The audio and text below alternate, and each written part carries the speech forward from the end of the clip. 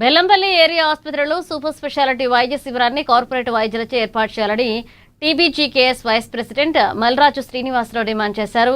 Bellampalli area ఆసుపత్రిని TBGKS నాయకులతో కలిసి సందర్శించారు. గోదావరికని రామకృష్ణపూర్ ఏరియా ఆసుపత్రిలో నిర్వహించినట్లుగా హైదరాబాద్కు చెందిన సూపర్ స్పెషాలిటీ వైద్య శిబిరం బెల్లంపల్లి ఏరియా ఆసుపత్రిలో కూడా ఏర్పాటు చేయాలని డిమాండ్ చేశారు. బెల్లంపల్లి చుట్టుపక్కల ఉన్న సింగరేణి ఉద్యోగులు, వారి కుటుంబ సభ్యులు, అలాగే మాజీ కార్మికులకు సూపర్ స్పెషాలిటీ వైద్య సేవల అవసరం ఎంతైనా ఉందన్నారు.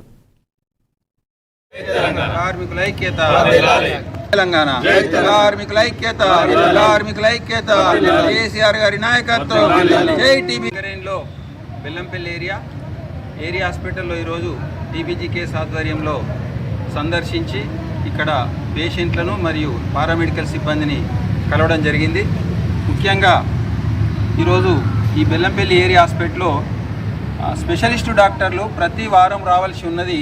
ఈ మధ్యకాలంలో రావడం లేదు కాబట్టి స్పెషలిస్టు డాక్టర్లు ప్రతి వారము అన్ని రకాల స్పెషలిస్టు డాక్టర్లు ఇక్కడ విజిట్ చేసే విధంగా, అది రామకృష్ణాపూర్ నుంచి కానీ గోదావరికని నుంచి కానీ హాస్పిటల్ నుంచి వచ్చే విధంగా మరొకసారి డివైసీఎంఓ గారు, జిఎం గారు ప్రత్యేక శ్రద్ధ తీసుకొని మరి ఈ యొక్క బెల్లంపల్లి ప్రాంతంలో ఉన్నటువంటి కార్మికులకు, రిటైర్డ్ కార్మికులకు సేవలు అందించే విధంగా చూడాలని కోరుతూ ఉన్నాం.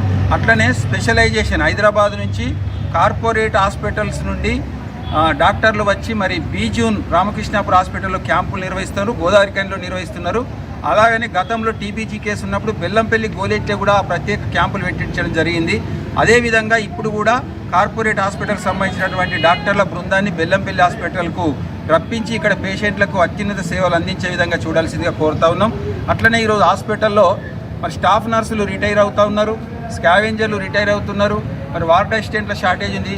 అట్లనే ఎవరైతే ల్యాబ్ టెక్నీషియను, ఎక్స్రే ప్లాంట్ ఆపరేటర్లు, ఫార్మసిస్టులు షార్టేజ్ ఉంది కాబట్టి మరి ఇంటర్నల్ క్యాండిడేట్ నుండి తీసుకోవడం, ప్రత్యేకంగా రిక్రూట్మెంట్ చేపట్టి తీసుకోవాల్సిందే కోరుతా ఉన్నాం.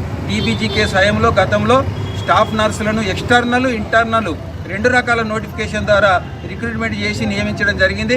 అదేవిధంగా ఇప్పుడు మళ్ళీ ప్రత్యేకంగా స్టాఫ్ నర్సుల